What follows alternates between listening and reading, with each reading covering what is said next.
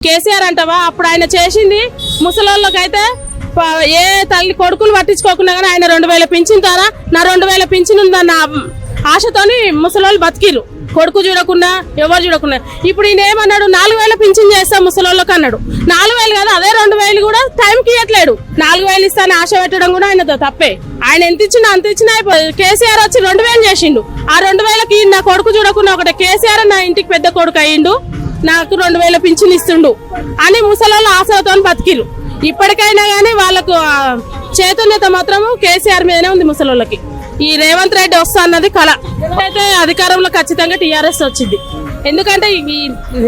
రేవంత్ రెడ్డి చేసే పనులు ఏవి అంత ముసలోళ్ళకి సాన్యతంగా లేవు ఎవరికి లేవు మేము ఫస్ట్ నుండి కూడా కాంగ్రెస్ పార్టీ కానీ ఈయన పాలన మాకే నచ్చట్లేదు కాంగ్రెస్ పార్టీనా ప్రత్యేకంగా మా మామ మేమందరం కాంగ్రెస్ పార్టీ మేము ఓటు వేసినా కాంగ్రెస్ కి వేస్తాం కానీ ఈయనది మాత్రము పరిపాలన నచ్చట్లేదు డబుల్ బెడ్రూమ్ ఇల్లు ఇచ్చిన ఈయన ఇప్పటి వరకు అవి ఓపెన్ చేస్తాను కూడా చేయట్లేడు కళ్యాణ లక్ష్మి కేసీఆర్ ఉన్నప్పుడు వచ్చింది ఈసారి అయితే ఊపు టీఆర్ఎస్ అనిపిస్తుంది